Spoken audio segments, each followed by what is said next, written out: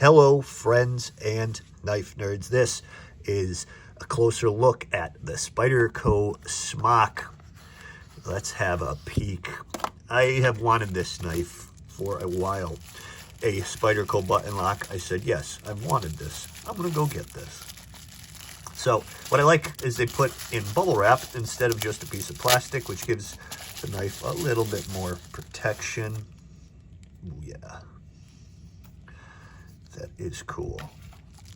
So we have the typical sticker and then the instructional guide with that product information and warranty that they all come with. Just care information and warranty garbage. All right, let's put this away and have a look. So these scales are a laminate carbon fiber, so it's like G10 carbon fiber kind of mixed. It feels and looks like carbon fiber. I really like the patchwork from carbon fiber. That pattern is excellent. It's a strong pattern, but it feels nice. Grips the hand well.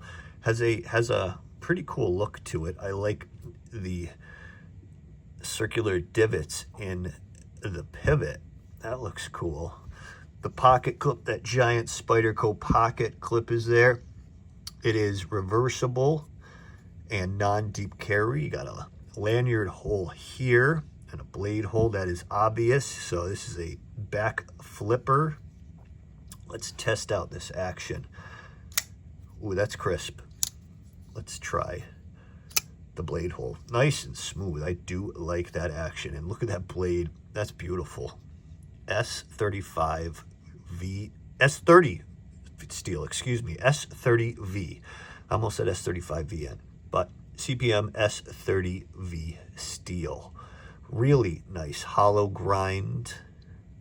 Well, if you can see it there, I hope you can. Looks excellent. I would call that a reverse Tonto. I know it's arguable, so correct me in the comments. We've got a little bit of jimping up here. That is sharp, nice and grab. So I mean, the profile is cool. It's an aggressive profile, this whole knife, and I do like that.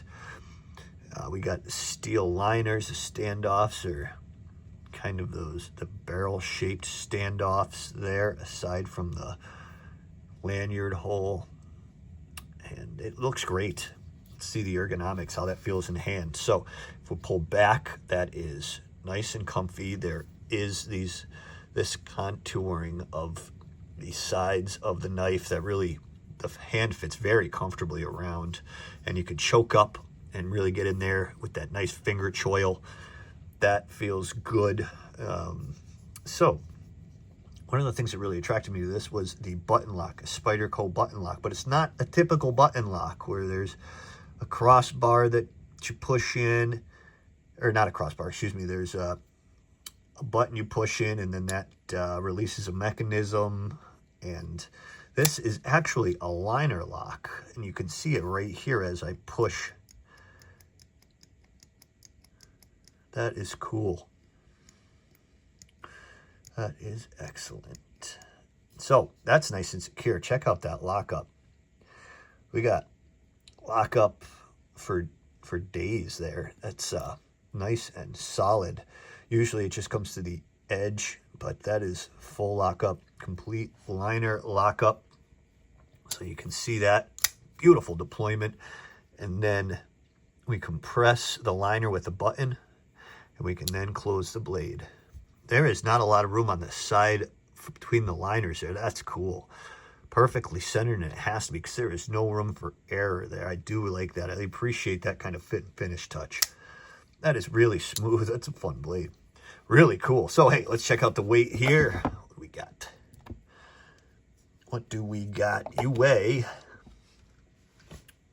3.73 ounces, 7372, whatever. That is a nice weight, folks. That's anything between 3 and 4 is a nice EDC weight as far as I'm concerned. And then you can get into your lighter weights under 3, and in the 2s is really nice and lightweight. But yeah, let's take some measurements here. I want to see what the overall is. It feels like an 8-inch knife. It looks like one. So let's take out my trusty tape measure, and we are at, let's see, almost 8 inches there. Just a hair under. Okay, so 7.9 something inches. And I'd call it 7 7/8 inches is the American measurement. Let me give you a couple of other knives next to it. So that's a nice full size. That's 7. I really like that size. Just a hair under 8 is a very good EDC size. That action is smooth, and that release is nice. You hold that button, and the liner really gets out of the way nicely.